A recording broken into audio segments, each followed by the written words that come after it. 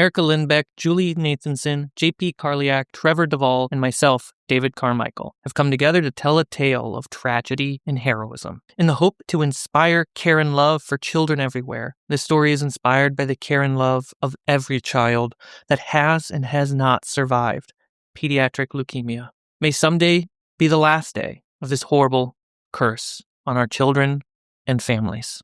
What you're about to listen to is an improvised game of the award-winning Shadowdark RPG, or rules-light Dungeons & Dragons style dice rolling game. If you're not familiar, we roll a 20-sided die. The higher the number, the more successful our improvised choices are. The lower the number, the less likely those ideas will be successful.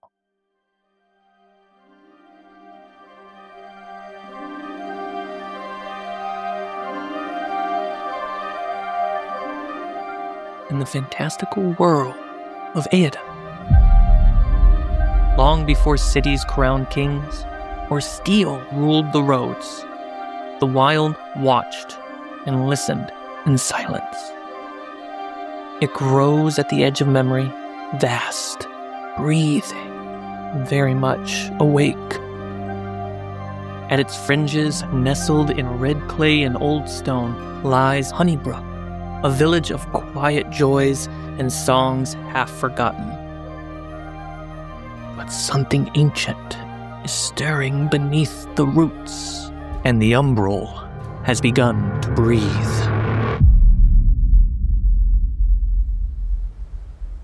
During the second dawn, on the tallest branch of the tallest tree, in a lush forest, against the backdrop of a pink dusk sky, sits what looks to be a blue-feathered bird, spreading its wings like a child waking from slumber. We see it isn't a bird at all. It's a tiny little person with big feathery wings, but as tall as a book. It dives, soaring through the red sequoia branches covered in spongy green moss and purple leaves. It banks, gliding across the canopy of the wild, a forest of spirits and monsters. It skims its little feet over the freshwater river. Giant salmon jump out to catch it, but caught by a giant brown owl bear. Downriver, a humble farming village that carries laughter and cheer from children every day, finds itself lacking in just that. The blue-feathered spirit flies past a rustic windmill and acres of farmland, over small homes and shops made of wood, stone, and turf. The dirt roads are filled with villagers, but not residents. Neighboring villagers, all here looking for aid from the elder priestess of Honeybrook Village.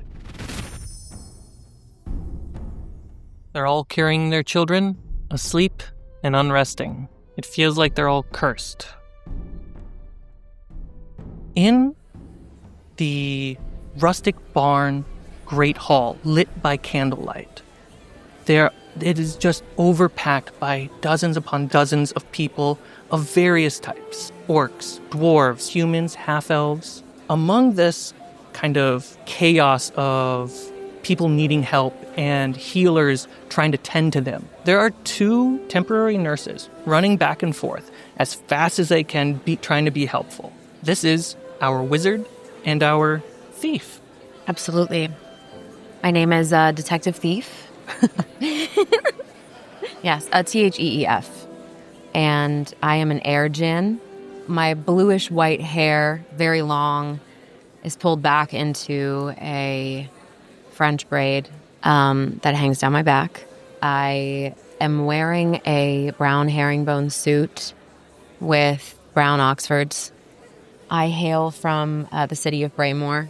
The clothing I'm wearing is not what you would consider typical for someone that would consider themselves like of the air, you know. I typically deal in more mortal concrete issues like who's cheating on who, you know, the nobles of Braymore. They get up to some stuff, but their children have started to be affected. And so I have now been hired and I am to come to the city of Honeybrook and help out and try and figure out what's going on here. So yeah, so I've come and I'm doing my best. I've come with my wizard friend who is named.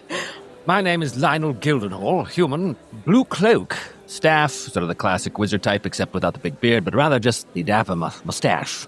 Picture David Niven, that's basically what I'm going for here. Bit of investigator, actually, interested in coming to this village to try and help the problems going on with my friend, Detective Thief, Lionel Gildenhall, at your service. You two are doing your best to help and comfort every parent here, keeping track of names, symptoms, and the timelines, looking for some kind of connection and source to guide you out of the chaos. Stepping through the main door of the Great Hall, two terrified half-elven parents, farmers, bronze tan skin, their eyes have been silenced by sorrow, carrying their human son. Probably you have just walked miles to get here, and instead of facing hope, they're faced with dozens of other parents in a similar situation. Help, somebody! We were told to come here. Our angel, he's not waking up. Is there anyone who can help us? Turning to see them at the door, a feminine, canopied, dark-skinned, half-elven woman with eyes of hiding fatigue, yet studying every detail around her. Wild, lengthy curls, dressed in black robes with a sun and moon, almost twilight-like crest on her chest. She spots them, turns to you two and go, "Hey, you two!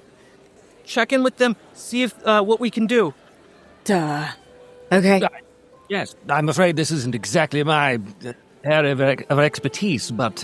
Not mine either, unfortunately. I usually work in the dark. The healer half-elf woman walks by and goes, "Remember, support, empathy," and then she quickly runs off to check in on another child. Well, shall we? Are you healers? Unfortunately, I am not. Okay. Well, where do we go? I need help with. We don't know what to do. We were told to come here. Can you explain the circumstances? Can you tell us the symptoms of what's going on here? She describes the symptoms exactly as you've been catching all the other children. Sleeping, their eyes shut. If you open their eyes are darting. They're sweating. And even though there's a lot of energy being spent in their bodies moving their eyes, they clearly feel weak and limp. Was there anything unusual that has happened in this village recently that might have caused this condition? Do you know of anything at all? It was just the last full moon, and we tucked our angel into bed, and then they wouldn't wake up. Full moon, you say? Interesting. I write it down in my notebook. Go ahead and give me dexterity checks to see if you guys can find a bed. 14. 10.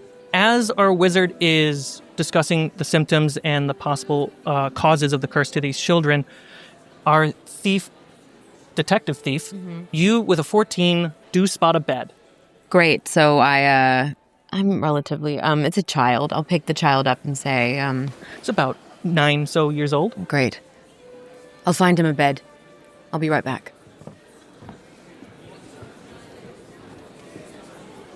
I would say as I'm carrying this child to the bed, I think I just feel very out of my element. In times of great confusion for me, I don't feel very connected to my ancestry, but I think I always, whenever I'm feeling really, really lost, I'll usually try to listen to the wind a little bit and see if I can glean anything, because I'm just at a loss and I don't know how to help. I will say to the parents, too, in my best approximation of compassion, but it's not really my strong suit. Rest assured, we're doing everything we can to come to find an answer why this happened. I assure you we will do everything in our power to find some solution to your children's problems. And as the boy's head rests on the hemp pillow, the nearest candle flame flickers in a breeze from a nearby window, catching your eyes. As you look, you spot a tiny blue spirit flying away from the window's ledge. It passes another window, and your eyes are captured by its curious little sleuthing. The dark-skinned healer from earlier approaches you. She brings your attention and gaze to hers by gently placing her hand on your arm. The elder priest is asking for you two. I believe she's at the end of the main road by the watchtower. Right, well. All right, I gently tuck the child into the bed, cast him a forlorn glance. I will turn to the detective as we're on our way to the tower and say, these people are desperate. I do hope that this priestess has brought someone who has the power to be able to help them in a way that I certainly can't. I do as well. I feel completely useless.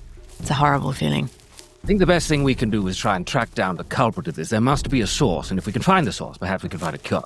Hard when it's invisible, but air is invisible, and it's real. Wind is invisible, and it's also real.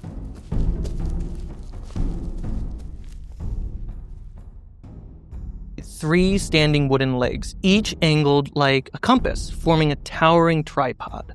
This is our watchtower. Nestled in its shadows is a timber cottage with a single crooked chimney. Stepping outside, from the firelight, under the twilight sky, is an earth djinn, an elemental person made of sandstone, amethyst hair, and moonstone gem eyes. This is the Great Priestess. At her side stands her trusted and longtime acolyte in training, our priest. But also, next to them is our fighter, the town's guard. Near the warm fireplace inside, though, lies the child of our protector, resting, unrestful, unwakening.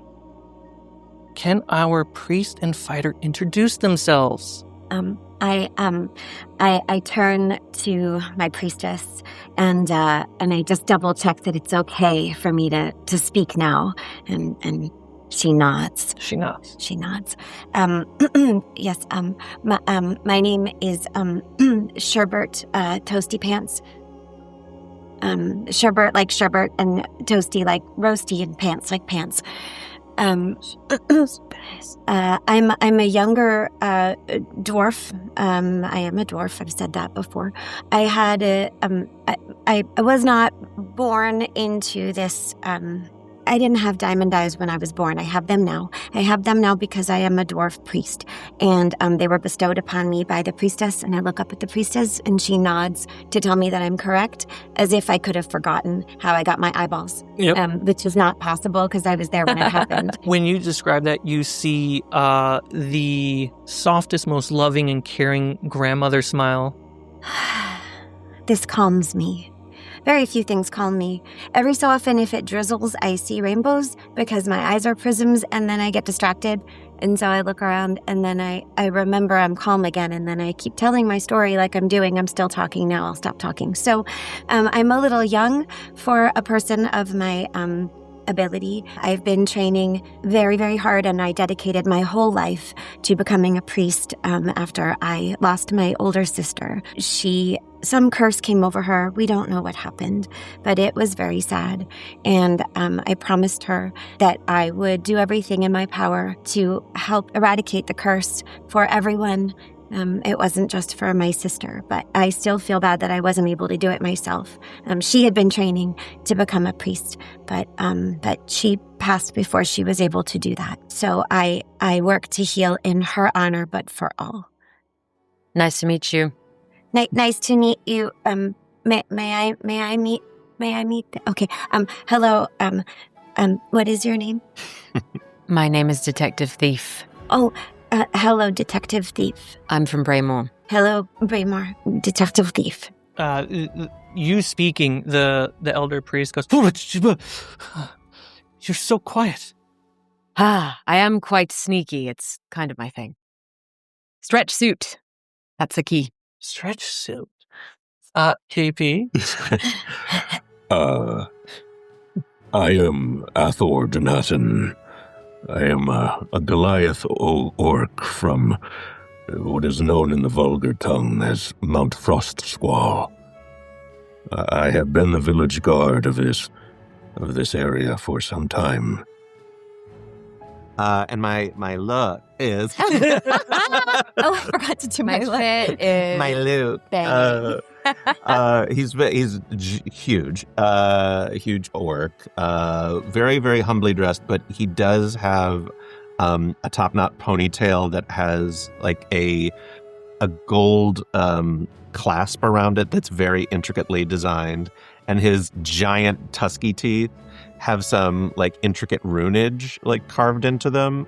But other than that, those are the only signs of perhaps a higher nobility than his dress would indicate. Yeah. Lore. I do not trust these religious figures. My son has been sick for some time, and no healers, no sour potions, no tossing of bird bones has healed him. I remain skeptical, but my job is to protect them, and I will. Your child is suffering the same malady as everyone else, is that correct? I feel he is. He is very tired, weak, and he will not open his eyes. There must be a connection. This obviously can't be a coincidence. One of the villagers mentioned something about the night of the full moon. That might be a place where we are to start, but I seem to be getting ahead of myself. Priestess, is it? You summoned us. My name is Lionel Gildenhall, and I stand at your side. Oh, good. Lionel, what was your name? I'm sorry. I'm really busy tending to a lot of children right now. 9? Yes. Oh, Detective Thief. Detective Thief. Okay. Well, I need all 4 of you to help me with what's happening with the children. Though I can tend to most of them, I need to ask of you an impossible task. I need you to visit the shrine of the great spirit Mother Wild. And she turns to her acolyte, and she hands you her redwood oak staff.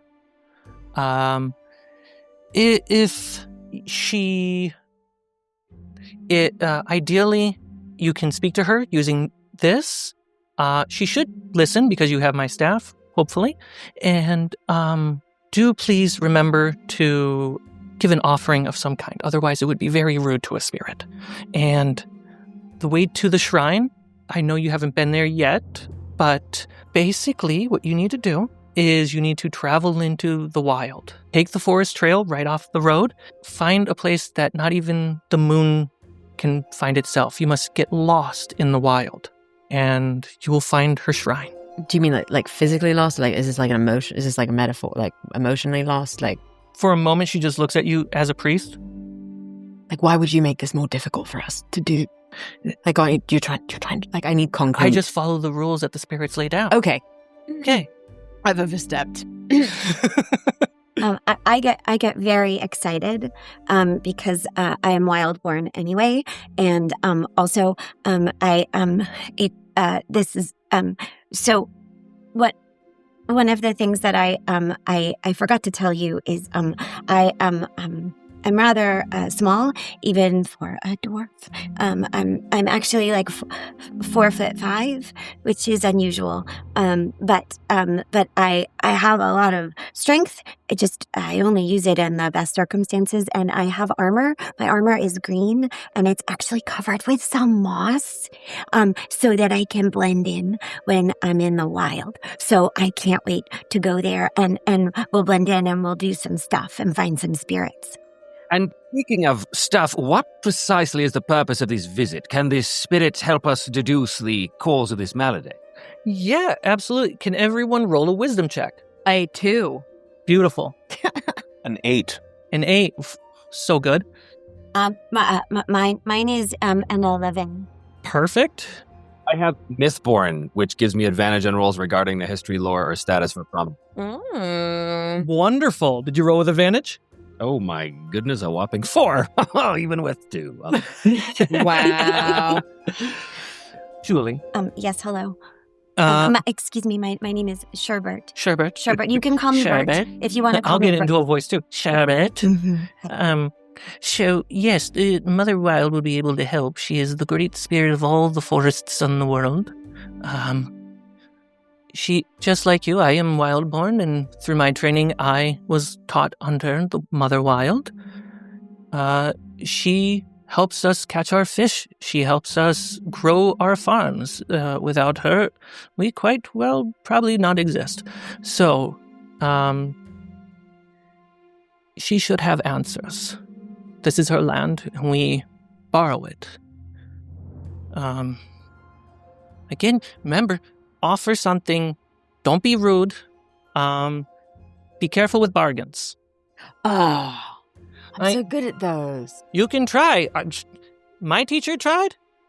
I've never seen her since. Go ahead. I apologize for interrupting, priestess. With said offering, is it part of the adventure that I don't know, or can tell us what kind of offering Mother Wild likes? Because I don't know if she likes muffins. Does she like muffins?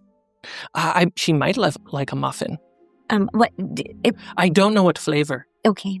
I need to go. I see the healers coming from the Great Hall quickly. That's not a good sign. Okay. Take the trail through the forest. Make sure you have a light. It won't go well if you don't. All right. She turns and leaves you at the end of the main road, a few feet away from the trail that leads into the forest, that usually parents tell their kids not to go in. Kids love going in there. Do you all accept your quest and light a torch? Yes. I'm a little scared. I'm not a magic user, so going into the forest is a little, or the wild is... Orc friend have any weapons on him, buddy gent? I do. I carry a warhammer. I trust you know how to use that. I hammer with it. Well, that would suffice, I should think. Excellent. I have a dagger, Lionel Gildenhall, you know this, and arrows. I can do a thing. I could do something. Do you have a bow with those arrows? Yes, you do. I do. I also have a bow. I just have arrows that I can hurl at people. Yes, I have things. I could help. I could ostensibly be helpful. I suspect that we might encounter some sort of foul play in a dark forest, but that it is.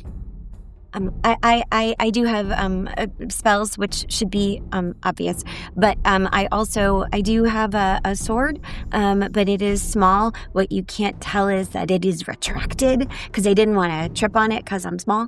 So, but I can make it get really big if I just go like, and it just goes, and then so that's one thing I have, and I have other stuff.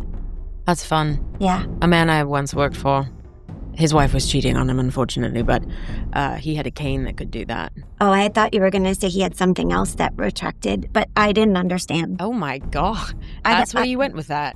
It was very quick in my head. I say whatever comes into my brain. No, that's okay. Okay. Just learning. Yeah. All data points. We are wasting time. Let's go. Okay. I wish to get on with another to see what this supernatural being will fail my child once more. Let us go. I have the faith that you do not. Great. Did you say we could only have one torch at a time? One torch at a time. Who lights it? I'll light it. You take the lead. Ah! Great. Let's get in there. Stepping into the forest, the scent of damp leaves and soil rises. The burning light and smell of smoke should protect you from spirits for at least an hour. You hike around twisted branches, thick blankets of hanging moss and vines, and further you go into the wild, the more the trail disappears. I have advantage on climbing and sneaking and stuff, and I can also jump to near in height. Is that my own height?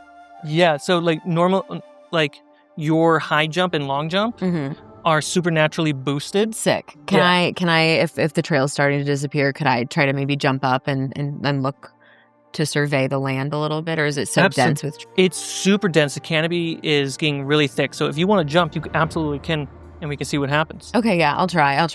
All right. I'm just trying to be useful. Absolutely. The person with the torch jumps up into the tree, leaving you all in darkness. Go ahead and roll me a wisdom check to see what happens. Oh, gosh. But I have advantage. You have advantage. Yes. So that's a 17. And that is 10. You jump up with the torch, you climb the branches, and you get past the canopy and you take a deep breath. You look around. Honeybrook is out of sight. So quick. You look around, it's endless canopy, endless trees. The astral sea fills the sky with stars. Selune the moon is at half mass. I look at the moon and I whisper, "What did you do?" But then, in the distance, you see it. You see a massive tree above the canopy, as tall as the Statue of Liberty, an umbrella of branches as wide to cover a football field. Cool. Sick. So I can see the tree. How far away is it? About 30 minutes away. Great. And I'm assuming I'm adept enough with directions to go, okay, I know where we're going now. Yeah. Great. Okay. I say, "Sorry I left you in the dark down there. I'll be down in a second. I promise it was worth it. I found something really cool. It's a big tree. And I know where we need to go." For yelling in the wild out loud, I'm going to have you roll on what's called the umbral clock. No. Wait, no. Sneaking, I have advantage on hiding, sneaking. Go ahead and roll a dex check straight, because it would be disadvantage for being out in the wild, since you're like in a dungeon. Oh, no. 9 to 12. 12, you don't need a roll on the umbral clock. But everyone who was left in darkness, No. you do. What do we roll for that? JP, can you just roll a d6 for me? I've never been here before. I don't know how it works. A 4. A 4. The umbral clock starts at 20. You rolled a 4, it is now at 16. When the clock reaches 0, something will happen. Oh, so you want low on that? Well, crud. Oh, good. I mean, not that I... Hey. It lights up. You guys are in light. I land cool. Cool. Yep. Really cool. Soft and cool. Yeah. And I say, that looked really cool. And you'd think the ass of my pants would have ripped, but no.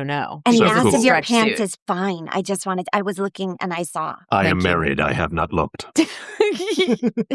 Thank you. I found there's a big tree. As the detective comes back down, I will say to the group that we were supposed to get lost. Wasn't that the idea? Did I misunderstand that? You didn't see Honeybrook, and you were just in the middle of a forest. That doesn't make sense. Honeybrook should be right behind us. You think... Methinks we are lost. I couldn't see Honeybrook when I went up into that tree. Ironically, right track then is what you're saying. Well, sorry. Yes, I think so. I also saw the moon and I gave it the what for. Three, what say we make for it? With all haste, yes? Yes. Weirdly, I feel like weirdly comfy here, which is weird because I didn't Which is think weird. that I would. Weirdly comfy, which is so weird. Isn't that weird? It's like so somebody weird. who's lived in the city for their whole life has finally made it to a forest and was like, wow, this is completely different. Maybe this is like where I'm meant to be. Yeah, so start walking. I'm assuming I had a good beat on where we You need had a to go. good beat, and your finger Right. kind of moves, even though you kind of move your hand, it like a compass is staying put. Oh, cool. Awesome. I know where we need to go. I ask Detective Thief, do you know where we need to go, or are you concentrating on not knowing, which would be more lost-like? That thing that you just said. Okay, good. Then let's go where you go. But I do want to check to see if there are any spirits here. Absolutely. You don't even have to roll for that. You're so in tune being Wildborn. On the distance around the tree, you see curious little frightened gremlins. And by gremlins, I mean the smallest little spirits like fairies. They're made of the breath of twilight. They're so pretty. And they just hang out with little huge eyes, but little tiny heads. They just look and wonder, who are these non-spirits getting lost in the woods at night? I would like to quietly approach the gremlins They skittishly back off a little bit. Okay, so I back off a little bit too. Okay. And I make my movements as graceful as I can. Mm-hmm. Because when I'm around spirits, I'm a little bit more graceful. Why is she dancing like that? Because of faith, which you don't have yet, but you will. Shh, that's why I'm here with you. So I look at the gremlins and I just quietly whisper, "Is it safe?" They make clicking noises rather than having a voice or a language that you can understand. And they look at each other very curiously. They're like, you can tell by their gestures, like, who the fuck is this? But then they look at you. They get a presence of you from that you've been here for so long, and they see your staff. They reach out to touch your finger. I reach my More of them start to try to meet up in the middle with their fingers together. Can we see these spirits? You are watching this happen. So we can see the spirit. Yeah, and you're The looking gremlins. at your torch like, time limit, and then she's Mhm. doing this. And I reach out my hand, my finger, and just as we all touch our fingers together, see this light. This little sparkly light. I don't know if anyone else can see it. It might be drizzling and it's a rainbow and I got distracted, but I don't know because it felt like something special. Herbert, what are you doing? With that light that you witness something special, the flame in your torch goes out. It's supposed to last an hour. Someone else have Can a torch? you roll Oh. an umbral clock? Sure. Is it just a D20? It's a D6. D6. Nice. You want to roll low. Great. Which I haven't rolled a D6 You picked it up. in Yeah. 45 years. 5. 5. The clock is at 11. Great. The air changes around you in this darkness. Oh, it says I have advantage on Umbral Clock. No, I'm just kidding. It doesn't. Lies and slander. Right. The air starts to taste like spring rain and forgotten dreams. And you hear snoring, very gentle snoring, like purring kittens. And they're coming from above. You look up. As you look up, the tree line changes to a brand new tree line, just in motion. And you see above you floating wind spirits like jellyfish in the sea, sleeping gently. Glowing lavender and gold under your feet are now spongy carpet moss and lichen. A spirit fox made of twilight stars darts past you. And as you pan around, you see that you're in a completely new space. The fox runs over to a tiny waterfall trickling down some natural stones and vanishes in it. Next to the waterfall, on a natural boulder of stone covered in moss, you see a fawn woman's face carved into the wall. Beneath the face, old candles and old used incense sitting on a stone plate as an altar. You are in a completely different place. You have found yourself at the touch of spirits, a dreamlike grove, the shrine of Mother Wild. It doesn't seem like it's dark here. Does everybody have the same perception that I do about it not being so dark anymore here? But this light does not feel like that of the moon. There is no moonlight. It's all being lit by nature itself. Bioluminescent fungi here and there as well. Yes. Is this the correct time to make this offering to this spirit that we were told about? Anyone have any ideas on that? Oh, One of us must be sacrificed. oh my God. That is different from the way I was thinking of muffins. Yes, we might not leap to human sacrifice, right? Put your warhammer away, man. Well, I like someone who takes charge of the situations. They're very impressive, sir. Yeah. Good sir, I understand your question about potentially using the altar, and I'm wondering, do we feel like we have something that could be given as an offering? I have a few things with me in my satchel, and of course I have my holy symbol. I don't think it's wise to give that away, but it is a flying squirrel. You all can determine if you have a mundane object on your person. That mundane item can be an offering. I think like I had this like impulse because now I'm feeling very connected to my roots like more than I ever have. Mm-hmm. I take my dagger and I cut my braid. As you cut your braid and your hair is freed from not just a hairstyle or fashion, but society itself, and you see as an Eyrde, your hair starts to lift gently, and it moves in its own pattern of the wind, freed. So I'm going to take my braid, and it was like very long. So it's just this huge, like it's amorphous. a snake of hair. Yeah. It's like a snake of hair, and I just like impulse, like didn't even say, just did it, and I grab it and I just put it on the altar. All right. That was very brave. Yes, good show, Detective. Now let's see if it bears any fruit. Does anyone else want to do an offering?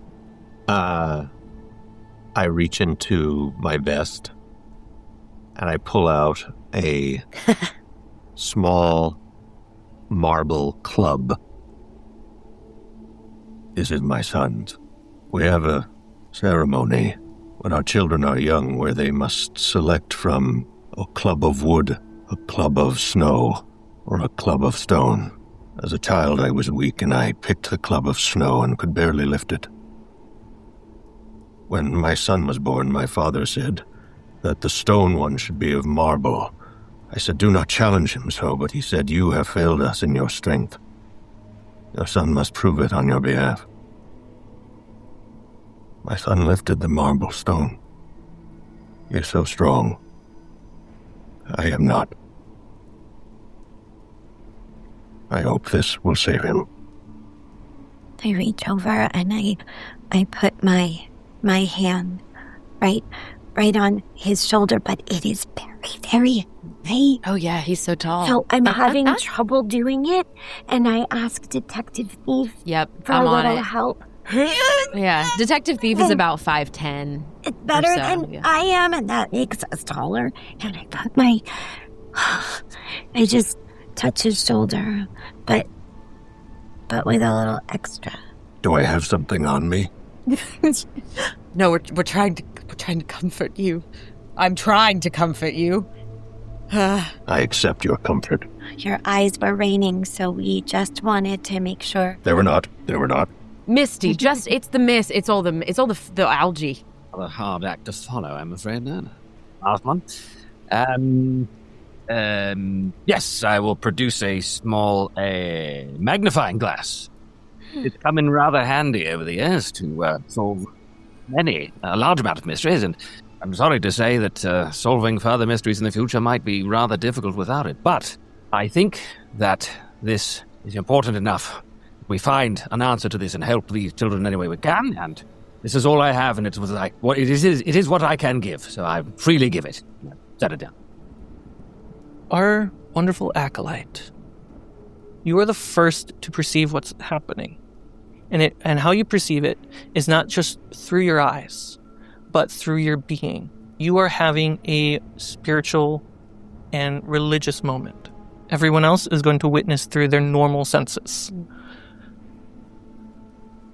The wind starts to quiet. All the moss and leaves stand perfectly still. The sound of the trickling water on the waterfall fades out. Then you all notice, it's hard not to, a deep motherly voice speaks, not aloud, but in your mind and your heart. It is the sound of your own mother's voice. Individually, you hear your own mother's. Children of Honeybrook, you have lived on my lands for centuries, and yet you have lived gently. You have asked little and gave so much. For this I see you, I answer you. You have come with heavy hearts. How may I aid you? I look to Sherbert. Little tiny dwarf standing in front of this stone wall with a fawn face carving. I love the idea that I'm still like holding you, but that's probably not it. Like I'm just like You dropped me a while ago, and I was like, oh, I hope no one saw me as I stood up. But now I am standing, and with Mother's voice, I am completely calm. And I say, Mother, thank you. We are here because many of your children are suffering. You have imbued me through my priestess with some power, but not enough. We all have our hearts and our skills, but we haven't a cure. Can you help us so we can help your children? And I'm holding on to the staff, and I'm holding on to it, and I'm imagining my priestess, and I'm summoning all of the priestesses that exist, and we are all asking together. When you imagine your priestess and all the other priests, what you notice in your mind's eye is that they are all there to support you, first and foremost, because you are putting on the brave face to talk to such an important and powerful spirit. Staining my land with rot. I don't know the name of this spirit. Salvation is beyond my roots, young one. They lie deep in the umbral, where past things linger. But if your hearts are certain, I can open the way. We're not hearing this, correct? You are all hearing this. We're all hearing this. Yes. Okay, cool. And you would all know the umbral is the underworld of this setting. What choice do we have? We must go forward. I look at Detective Thief to ask if she feels the same. Absolutely. We've come this far. I look at Lionel, Guild Hall, and ask with my eyes. Diamond eyes. With my diamond sparkly eyes.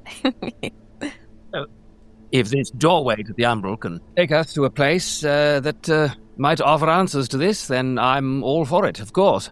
I'm here to find a solution, and anything I can do to help find that solution, I will do. So, onwards and upwards, as they say. What? I hold the staff even more tightly in my hand, and I firmly place it into the earth. Mother, we are resolute. We are up to the task. We are here. Show us the way. You hear all in your hearts and minds. I shall carry you gently. Your warhammer, it starts to change. Vines of ivy and kudzu grow out of the smallest of cracks and crevices, wrapping around it. All the metal starts to transform into an ancient gold that has not been seen for a millennium. It now has a +3 to attack and damage. Plant your weapon into the foe. Utter his true name. While you do so, then I will find him. You all begin to notice the snoring of spirits have vanished. You look up. They are looking at you, unblinking. You look around, the fox is there, looking at you, unblinking. You have accepted a bargain to go to the underworld. Vines of kudzu, moss, fungi all wrap around your limbs and your chest. Tight. You do not feel pain, just resistance. This is why I do not trust these wizards and... I think to me, I'm still so enamored with how at home I feel with all of this. So I think I'm intrigued by it, and it feels kind of like a warm hug. Okay. The plants wrapping around me. I am feeling aggressively attacked by vine. I do not enjoy it. I feel my breathing is constricted, but I am not concerned for myself. I know that that this is what the spirits are giving to us. So I trust that there is a reason.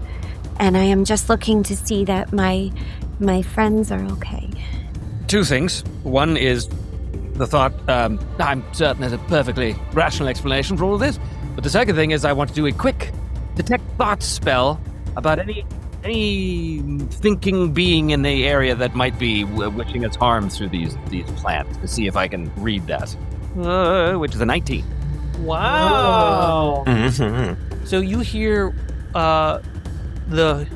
you feel the feelings and hear the thoughts of your companions. Then from the plant life, you hear an echo of a multitude of minds, as if plants are creatures themselves, and there's many of them working together to do things. But you hear a haunting chant from them, as if they are being like cultists worshiping a greater power, right? You are hearing that, but it's softer. It is peaceful. And then you hear from the stone, the fawn woman, there's only one road to the land of the dead. And everyone's feet start to sink into the lichen. It's all right, everyone. This is all part of the plan. Trust the spirit. It's all good. See you on the other side. I would like everyone to roll a d6 worth of damage. Oh, really? Not kidding. This is all perfectly Wait, normal. HP? Your HP. Great, okay. You guys all have like single digit health. 1. 1. 8. 2. Great. I have a 6. You take 6 points of damage. That's not so good. It's all perfectly normal. I take 6. As you all are going down into the earth, you are being mummified and buried alive. Ooh. And as you are pulled up to your chin, the last air you breathe is of lavender and honey. And then the last thing you see is this twilight fox staring at you, unblinking. Total party kill. Awesome. When Lionel Gildenhall and I have worked together before, I'm assuming we've known each other for a little while. Yeah. Which I think I'm assuming because he brings I bring like the earthly skill and he brings like the detective skill. Yeah. But when he says, like, obviously I am a little freaked out as well, but when he says it's all perfectly normal, like he's always a little he's always making the joke. But I know that if something was wrong, it like I trust him 100%. Mm-hmm. If he was actually concerned, he would say he's concerned. Yeah, exactly. Yeah. Exactly. So that gives me some peace. Let's see. You rolled on the umbral. You rolled on the umbral. Julie, can you roll on the umbral? Okay. Was that a D6, It's a D6 as well? Okay. The clock is at 11. Okay. Come on, no whammies. That is a 2. 2. The clock is at 9. Okay. Wonderful. The lichen, moss, and even soil wrap around you as you are buried. The grove goes silent as we see just a little bit of struggle of whether it's you or the roots of these plants moving you around. We cannot tell. You all waken in darkness. We could use some sort of torch. I have one. Thank you so much. Could you use it, please? There's a little bit of echo to your voice, almost like in a cavern. Everyone all right? I think so. So I light my torch. In fact, you are in some type of cavern, underground. You find that roots and vines are dead. They trickled from the ceiling and they ripped, and the dead plants are now on you. You can easily just remove them. You find yourselves on a suspended platform, chained to the crag of reality itself. Oh. Next to you is a cliffside, standing over a void so deep that light has forgotten how to echo. On the platform with you looms a 30-foot-tall ancient golden door. Its surface is forged of metals covered by sigils. Black ooze leaks from its hinges like blood. Oil steams in the cold air. Chains creak in the tension, holding back the end of things. I would like everyone to roll either a wisdom or intelligence check. I rolled an 11 for wisdom.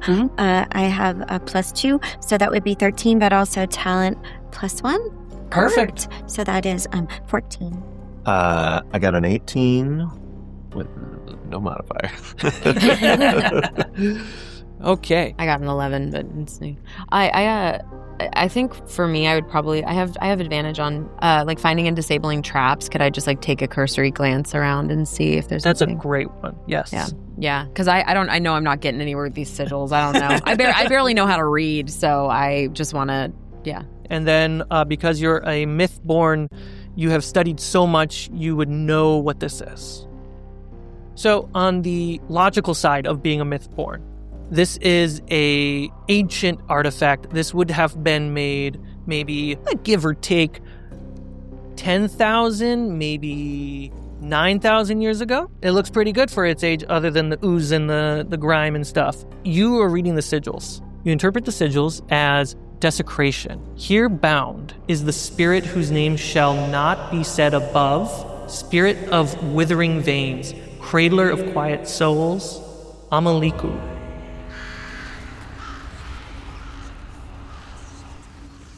So Amaliku, you read that you're not supposed to say it above, in the above world. Amaliku is spelled Ameliku. Through your trap detection, you notice that this door, it's about 4 feet thick, and it is ajar. Oh, it's a jar? Yeah, just enough for souls to get through. Is it obvious that it's a jar? Like I didn't need my trap detection for that? No, your trap detection helped you look and notice that because there's a lot of ooze and stains building up and people don't see this kind of door often. As a thief and you're familiar with doors, this is you right here. Do you choose to tell us all this stuff, Lionel? Or are you keeping this close to the chest? As it turns out, I have reason to suspect, based on what the spirit above said, that we are now standing in some area of the underworld, and that this portal should be some sort of gate or prison, perhaps, or some spirit known as Ameliku, whose name I would not dare to utter in the world above, but here it seems to be right. Now, if this door is in fact shut, we should be perfectly safe. And then I start pushing on it. And clearly it's not, and we may be in trouble. You two, with your wisdom checks. Let's start with the priest. You hear the whispers of sorrow children beyond the gate. You are being led in the right direction. This is the most a spirit has ever helped you. Though it cannot guide you too far, it has pointed you in the right direction. But you know that your son is beyond this gate. Let us push. This door must open. Come, everyone with me. How am I? So I'm pushing it right now. Yeah. And is it moving at all? A little bit, not a lot. You want to give me a strength check? Sure, yeah. But as I'm pushing it, so strength check. Gotcha. I don't have advantage. I don't think. 15. 15's really good. Yeah, and as I'm pushing it, I'm like, big ornate door. Of course, Lord Gildon knows what it is, and I can barely read. Being a Goliath orc, as you go to help push the door, like right next to you. Yeah, and I think I'm doing it myself. Yeah. I'm like, oh yes. Ah. As you push on this door, the muscles and veins that you normally see like bodybuilders get on their forearms and hands, those start to appear, and through your skin, they glow icy frost. Resonating with your lineage and your heritage, you are pushing beyond picking up just snow. You are not even as strong as stone or marble. You are stronger.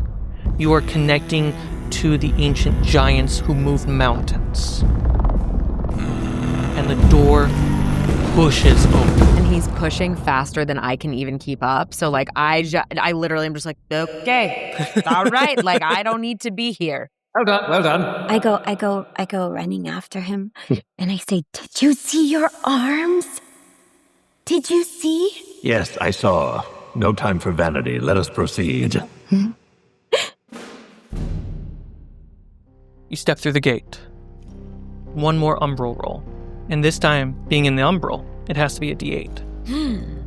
All of us? All of us? I think Linen hasn't rolled yet. It is 4. 4.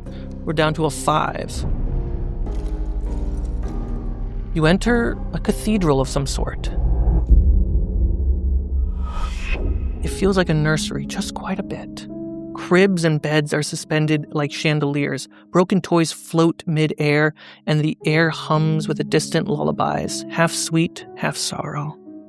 Once a day, I can call upon a contract to either gain safe rest at a discount or find hidden things. And I'm really intrigued to see if that can play out in the umbral. Like, is there some contract I can call in to be like, is there anything hidden around here? I don't know. That's cool as hell. Oh, yeah. Like, what contract could I call in to be like, what amongst this nursery can Oh my I find? gosh. I gotta have connections somewhere. Yeah, you absolutely do. Thank you. I'm always like, where's the thing? 3 months ago. In the great coastal city of Braemore. Past the docks, down a crooked street, over the canal, through the streets of the skilled hands of freed workers who own their labor in a tavern commonly used by adventurers. Detective Thief finds themselves sitting alongside a hooded figure. Almost looks human, but not. Something wrong with their appearance. Something displeasing. A deformity that is not physical in the clear sense, but something that strikes you at a deeper, instinctive level. This androgynous person has beautiful ash stone tan skin. They look up to you with their cat-slit eyes.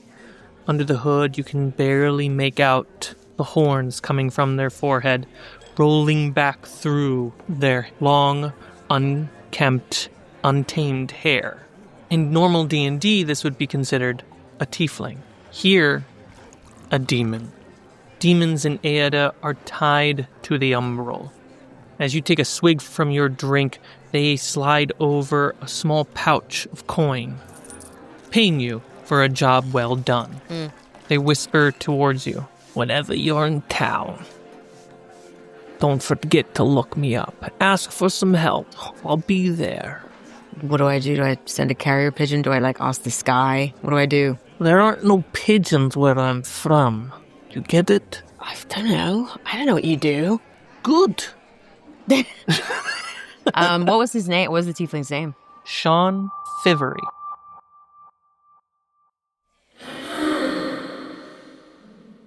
One second. As I stand at the door of this cathedral. Yep, as everyone else is going through. Sean Fivery! Who in the... Sean's name echoes through the cathedral.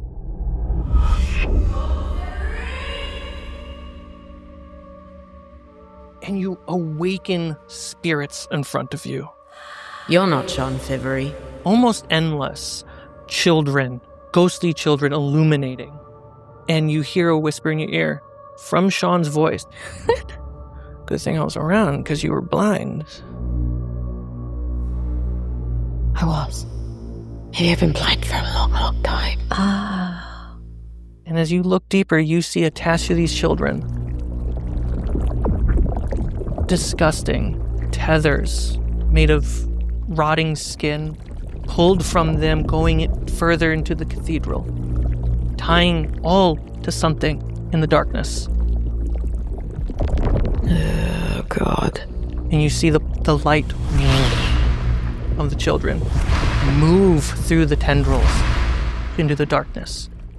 And they come to and illuminate just for a moment, like a heartbeat. A cancerous cocoon cracked open. What is this?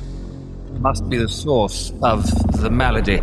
Perhaps this is the way we can finally defeat it. That warhammer of yours, perhaps it's time to start smashing things. Ordinarily, I would agree with you, wizard. But seeing how this is tethered to these children's spirits, I am concerned what destruction would wreak upon them. I agree. Let me try something. I'm not entirely certain if it will work. So, here's what I want to do.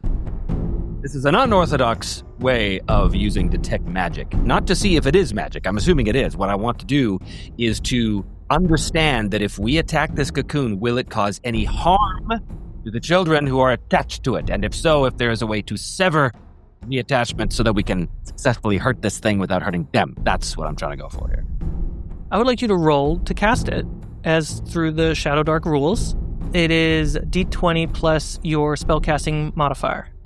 And what tier is the spell? It's a 1, so DC 11. 22 in total. Yes, my lord. My wizard. My goodness gracious. Sketching out the symbols in the air, muttering the magical words under my breath. In my mind's eye, I'm targeting the images of the children and trying to literally draw a line between the connection to this thing. And I'm looking for if there's any sort of obvious break point, if it's safe for us to just attack this thing.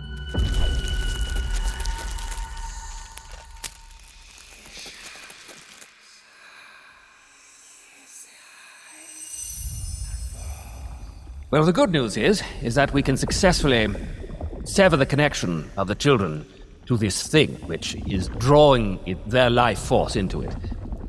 The bad news is I'm not entirely certain how to deal with the thing itself, but if it were up to me, I would suggest that we start as soon as we can, trying to physically sever the children or their energies from this thing. I have no weapons. Do you think it's something that needs to be done physically with a weapon or magically, do you know? There's only one way to find out. I start considering my my spells, and I was thinking about cure wounds, but there are so many children. I believe there are too many children for me to cure their wounds. And I also have a concern. Perhaps I'm overthinking. That happens sometimes. Sometimes I have thoughts, and then there are more thoughts, and they go over each. So the cocoon usually means there is some sort of entity inside it. So it's not just a cocoon that is perhaps drawing the life from these beautiful souls, but perhaps something is incubating in there. Is there a way for us to determine so that we can properly figure out how to eliminate the badness? What is inside the cocoon? I have advantage on rolls to collect shady rumors. Sean? Oh my gosh. At the edge of darkness, 2 reflective eyes like a cat, but you know that's Sean. Tell me what you know. You live down here in this horrible place. Well, I wasn't expecting you to call me so soon. If you want to get these kids out of here, hey, you know what? Bing, bang, boom, I'm all for it. Love some good chaos. But I want to let you know, okay, what's in that thing? When that comes out, I'm out of here. Do you think we can defeat it? Got its head off. That usually does the drip. Please don't cut off my head. Now, I hate to point this out, and I know that I don't actually hear what you're saying, Fifi. You can carry on talking to yourself, just fine. But I do... You've met Sean. You turn, you looking like, where? You think Detective Thief has an imaginary friend momentarily. I do want to remind us all that the orc's hammer was given some enchantment by... and we were specifically told to plant it into that creature must be within this cocoon. Well, shall we do it? Shall we strike the creature, or shall we strike the tethers? The tethers are sapping life. So if we cut the tethers, we weaken the creature within. That's the hope. Yes. And then hopefully once we do that, the creature will be weak enough that we can possibly defeat it. Yes. John, you're not needed anymore. Goodbye. He's so gone, he's silent.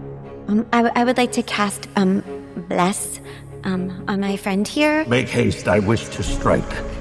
Would that be useful, do you think? I'm still learning.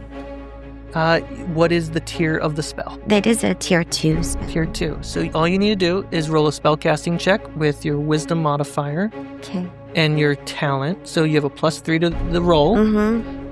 All you have to do is roll 12 or higher, and the spell is casted. Okay, great. Okay, good luck to me. Well, I did not. It is a 6. Nervousness kind of hits the fingertips, and you lose the ability to cast the spell for the rest of the day until dawn. I know, I'm sorry. Oh, man. Would the orc like to strike? I would like to strike. So I lift my ancient golden warhammer. Ethereal child form that I see attached to the tether. I suddenly realize that this is my kid. In fact, they look up, and this is the first time you feel like you're seeing your kid since they have fallen under the curse. Because unconscious, you feel disconnected and lost and worried. Here you feel bonded and connected. Ignaf, it is you. I strike this for you, my son. I will have the strength I have not had before. I shall strike!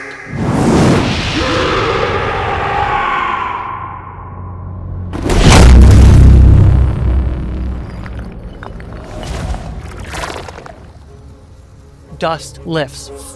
Frost spreads across the ground. The veins in your arms glow bright. The tether, like a snake hit with its head cut off. All the other veins start to curl in pain from the frost, though. Your child fades from this place. You can only hope that you just freed your child. And you look among the room, there are so many other children, to so many other parents who cannot come here and save them. But then you hear from the cocoon. I rule longer than your kins have ruled. I have taken more than your eyes will ever see. Do you really think I will allow any of your puny attempts to take back what I have stolen and made my own? This is your end.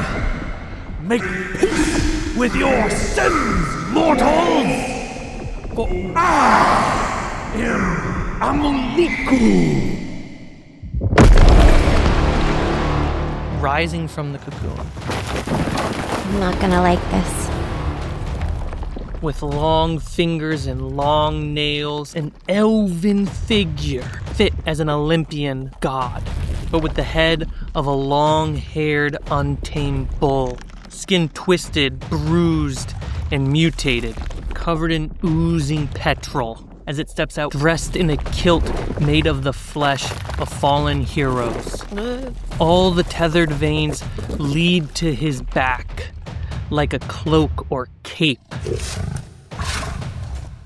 He reaches into the cocoon and pulls out a colossal battle axe made of rusted metal and ancient bones.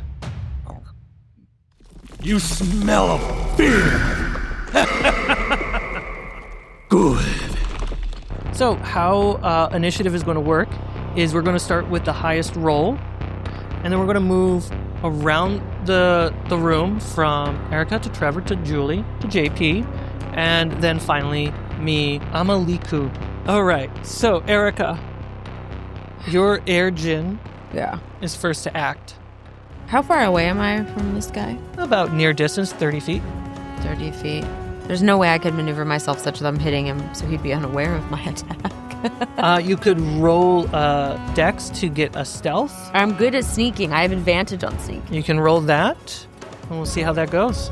Okay. If you that's dex. succeed, you can do what you want. If you don't succeed, that's your action. Great. Come on. 15. 15? Let me roll to spot you. I have to beat a 15. Don't do it. I don't beat a 15 on a Aha. 3? All right. My will is law. Describe to me how you disappear. Ooh, baby. There's a bunch of cradles in this cathedral, and then hanging like chandeliers. And then the floor is littered with the sad souls of children tethered to this demon. Okay. I can actually hop once a day because I'm an air djinn up to near in height. Wait, crap, I already did it. No, I Spending did. resources too soon? No. It's just in double near in distance. Well, I have advantage on climbing and like jumping and stuff. You kind of want to parkour your way around? Yeah. Can I parkour? Yeah, absolutely. Go ahead and describe how your parkour happens.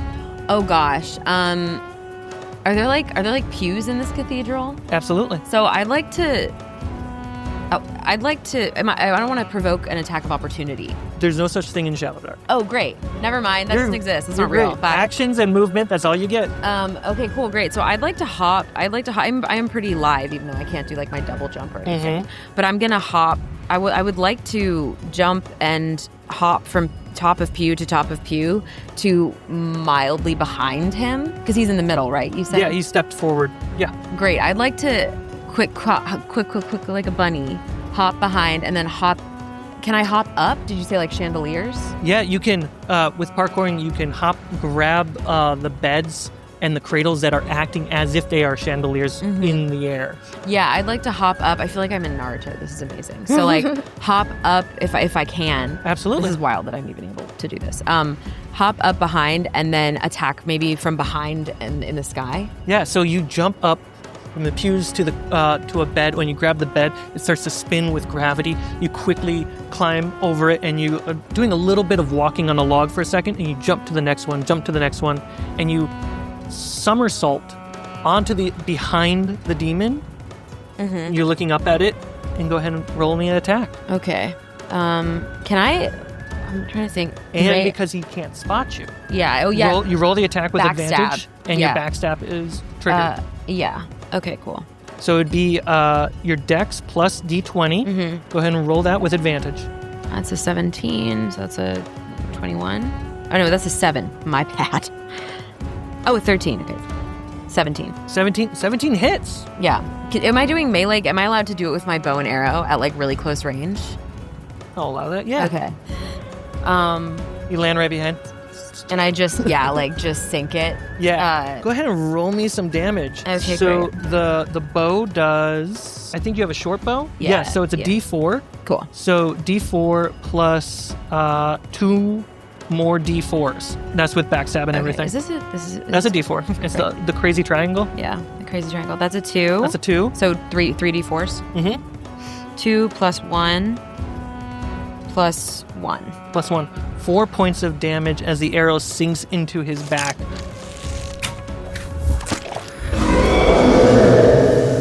I'll have your soul for that. What'd you say? Turns around and looks at you. Red burning eyes as if they're made of the center of the earth. You smell like ass. The demon is facing away from the party. I'm going to do what no wizard has ever done in the history of combat in D&D. I'm going to cast Magic Missile. Go ahead and roll your spell casting. I believe it's DC 11 for Magic Missile. And you have advantage. Oh, I do? Great. Oh, is he facing me now? So he's facing away from everyone Correct. else? All according to plan. 15 with advantage because the first one was 7, so that wouldn't have been good. So I did hit it. I'm going to do D4 damage as the glowing force bolts hurl across the room, slamming into the back of the thing. And because I've got this Cloak of Thoth, I get to add my intelligence modifier. Total of 6 damage. It starts off as like a big crossbow bolt, splits into 8 different little bolts, and slices off the tether. The back of the thing. Amazing. Hits his back and severs 8 children. Those 8 children among you see fade away. The room just starts to get a little bit darker. I will move backwards as well, out of range of that big. You take a step back. Absolutely. Oh, can I say that I did that as well? You used your movement. No, I'm in range. Okay. Birdie. My friends call me Birdie. So I put my hand on my sword. Mm-hmm. And I do the extendo sword thing, and I go,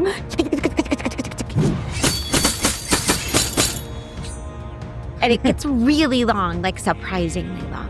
Okay. And it's like pole vault at this point. A lot, yeah, and it's a lot for me, but that's okay because, right, I am nervous and shaking, but I am also excited because this is a time for spells. I would like to cast Holy Weapon as I am holding my own sword. Go ahead and roll for me. Okie dokie. What's the tier level on the spell? It is a tier 1 spell. DC 11. It lasts for 5 rounds, but I can only use it at 5 feet. Your tip of your sword is 5 feet away now. It's 5 feet away. Yeah. I'm like, okay. And it's a D20, right? That's correct. And this is wisdom for me? Okay.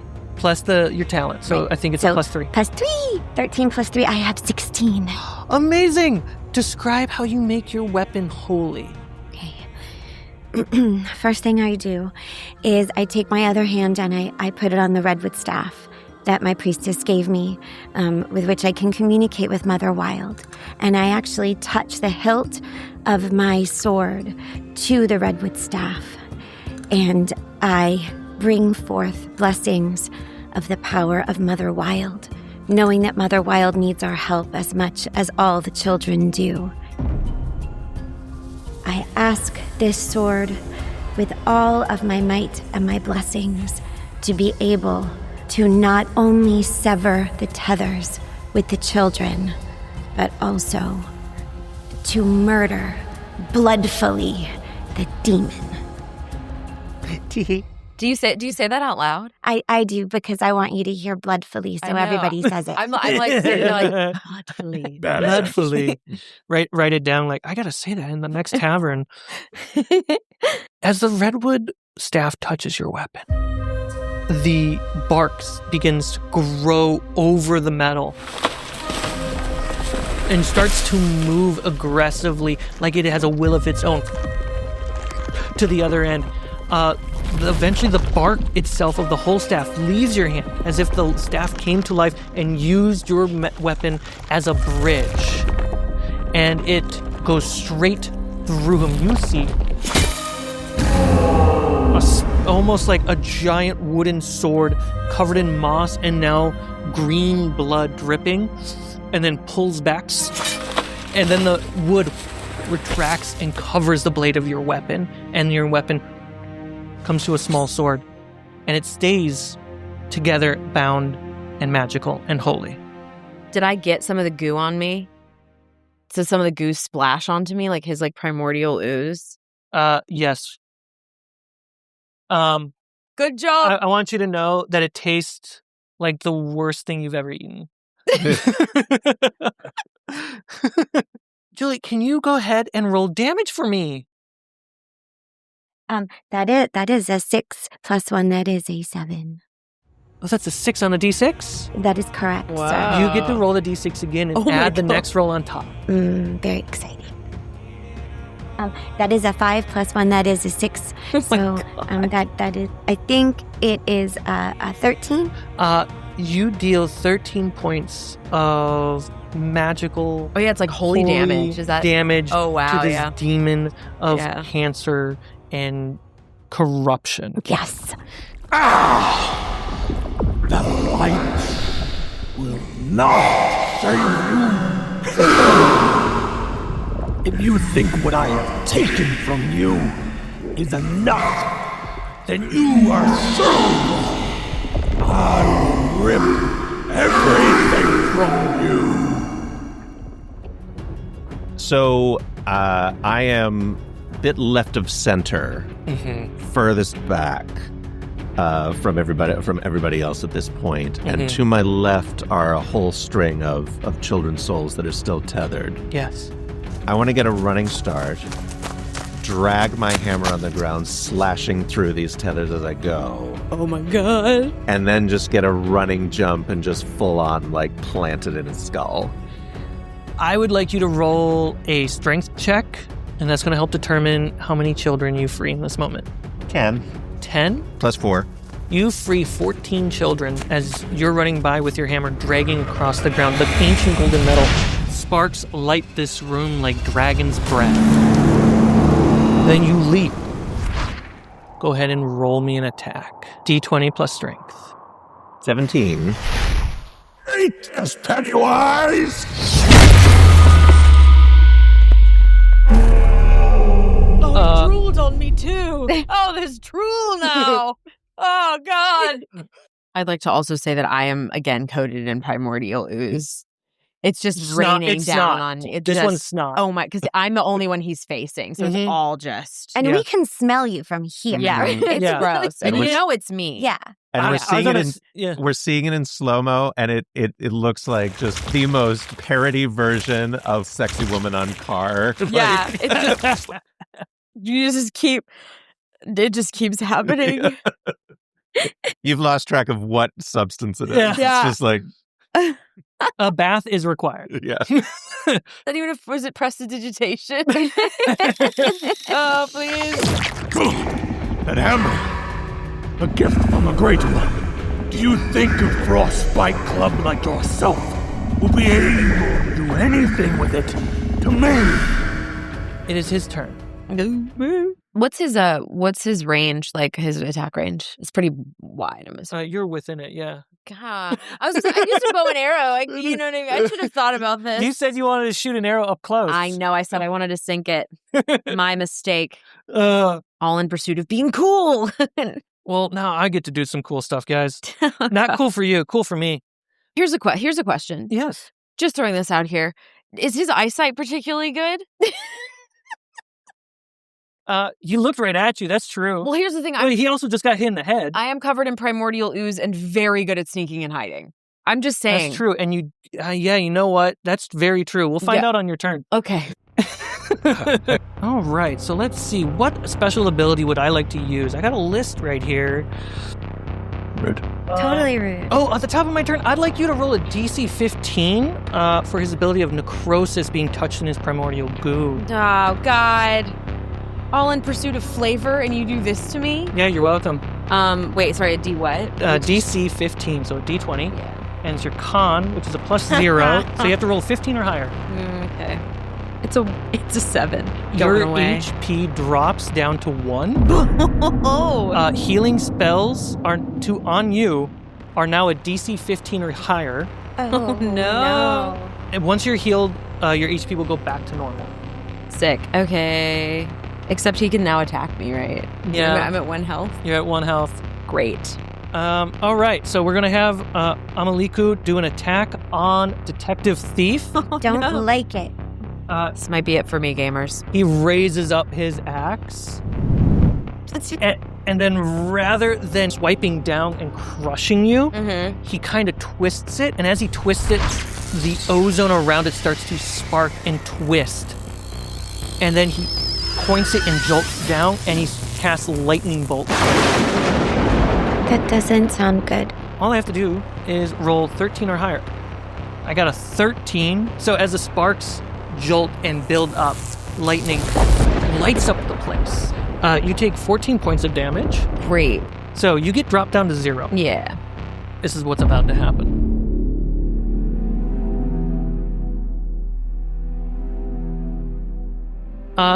If anyone out there is familiar with Daggerheart, there's a thing called Death by Choice when you reach 0 HP. So I would like you to choose one of the 3 things. Okay. 1, Blaze of Glory. You get to make an immediate critical success on an action, but you immediately die afterwards. Second choice, you go unconscious. You describe a scar that you take.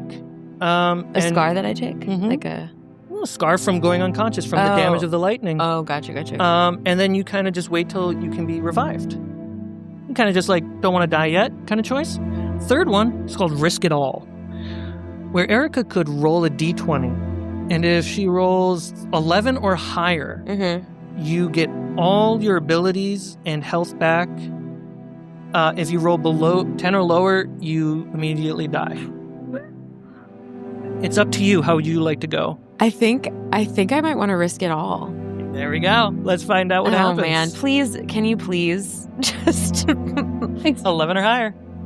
It's a 9. Oh, no advantage, no nothing. There's no modifier for that. There's no modifier for that. Damn it.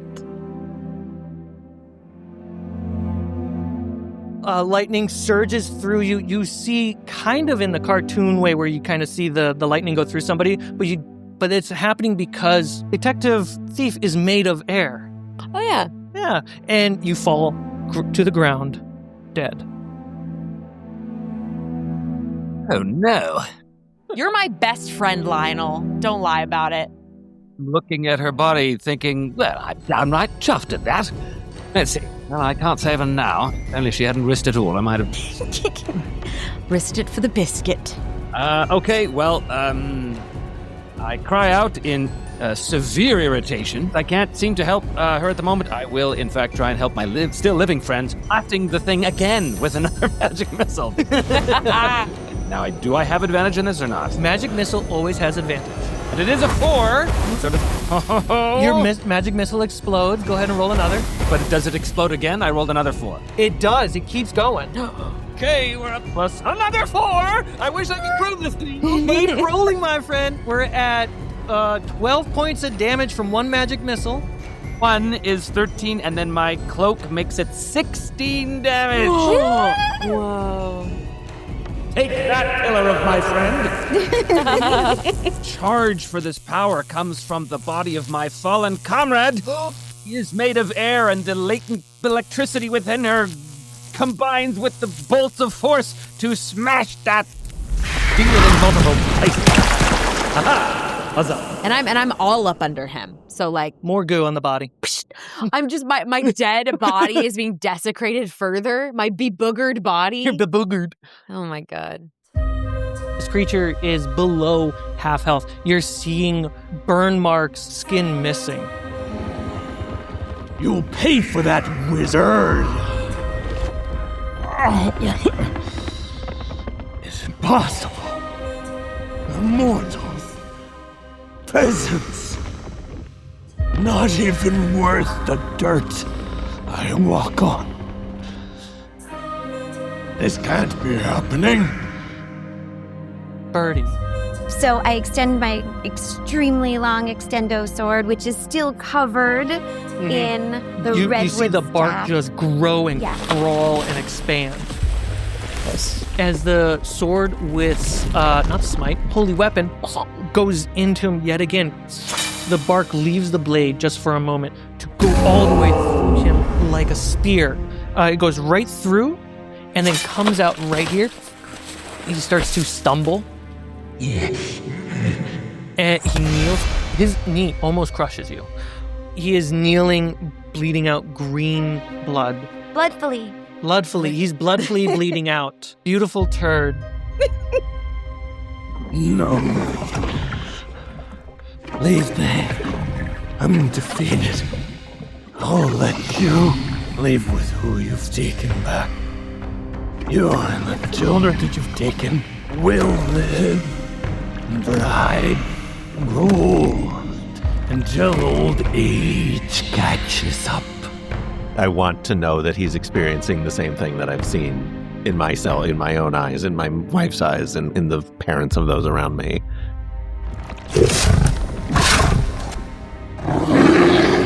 I see fear, so I don't think I say anything. I think it's more just a grunt of satisfaction, like. And you swing as hard as you can. Go ahead and roll with advantage since he's in perfect reach. Well, not that one. That's a 5. 19. Yes. Hey. Go ahead and describe how you kill this demon. Yes. Whose name is Amaliku. Amaliku. I think his name is Pee Pee Poo Poo. And also Pee Pee Poo Poo. Tears his head fully off his body, bounces on the ground. I pick it up and and I say, Now you know how I felt. All the children's souls. The room starts to get darker and darker. You're beginning to lose sight of dead Detective Thief. If I have a chance, I'm going to run to her body and grab it. Okay, you run. You go and you grab the body. The room starts to get darker and darker. Pitch black.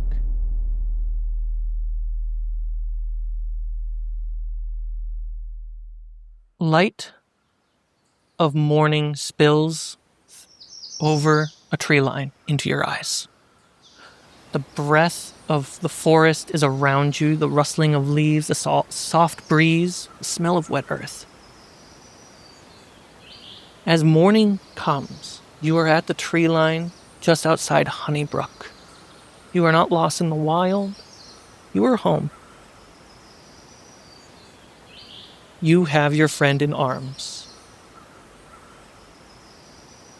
Beyond the tree line, you hear high-pitched laughter from the sound of children, the playing of games, and you swear you start to see the elderly crying, holding their grandchildren, the parents holding their children. You have not just saved some kids, you have what it looks like to save all the kids. I would like to ask a question. Yes. Because I I do have very special diamond eyes. Mm-hmm. At this point, even though Detective Thief is technically dead. Mostly dead. Thank you. I was really, truly hoping you would do it. Like, I willed you to do it in my head. Because of this, I am wondering if I were to give Detective Thief one of my diamond eyeballs, might it help restore her life? Absolutely. You walk up to Detective Thief's body. Mm-hmm. You kneel. You place your hand on their heart. You close your eyes. Which eye would you like to lose to save someone's life? I would like to lose my left eye because it is closest to my heart, and I want her to know that she's loved. Julie. She sacrifices her eye. Oh, it just and dissipates. It dissipates and creates energy to bring your life back. All the sparkling diamond dust around you. Go ahead and describe to me how you come back to life. Oh my gosh. I sputter to life. I'm very confused. Am I still covered in goo? A little bit, yeah. I have a lot of goo in my system. Yeah. You got to take a bath for eventually, yeah. Yeah. I would even say if you're like, well, where are you over me? I'm right. I remember my hand was over your heart. I definitely right in a here. spit take cough some goo up. That's it's fine. all coming out. That's fine. Yeah. Mm-hmm. I'm just like, did we do? Where are we? Where did we? Sean. And then I look up and I see everyone. Was it a dream? Did we ever go into the forest? And I just kind of I look right at Detective Thief and I kind of wink at her with my one diamond eye. Do I know? I would know that you can, if you would know diamond eyes. Diamond eyes from red iron dwarves who are priests give up their eyes to resurrect people. If you're over me, I just pull you into a big bear hug. And I like the squeezes. Happy to still be here. Thank you. Happy you're here. You all wander out of the forest, the edge of it. Taking the forest trail back to the main road, you come to the watchtower and the little cottage next door. Among the children, you don't see your child. The door is not open. Would you like to open the door to your home? Yes. You open the door, and I would like you to describe what you see in front of you.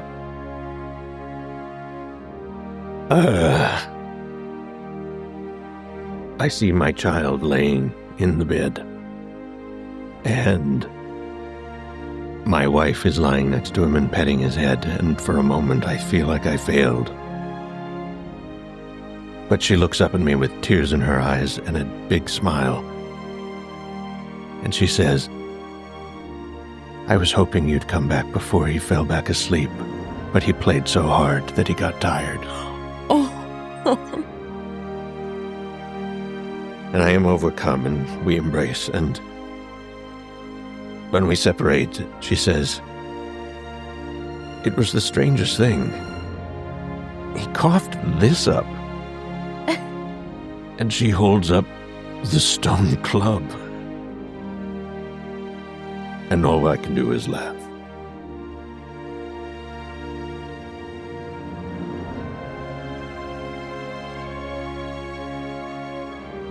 Lionel, detective, the curse has been dispelled.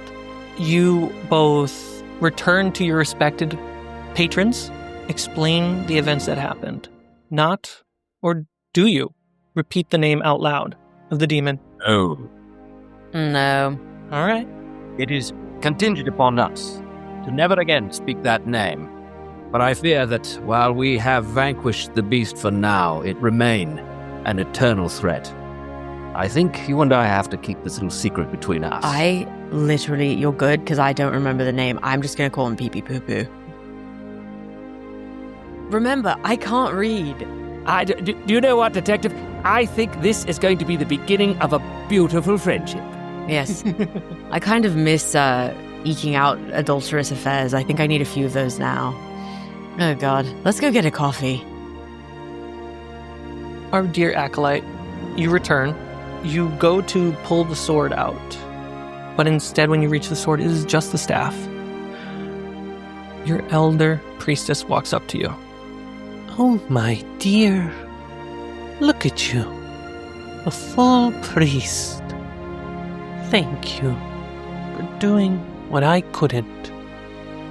Your sister would be so proud if she could see you today. Thank you for teaching me how to care for all and not just for one. And we fade out, and that is our story. Good job, everybody. Oh my gosh, it's so fun. Thanks for playing, guys. Yeah, thanks for having us. Thank So fun.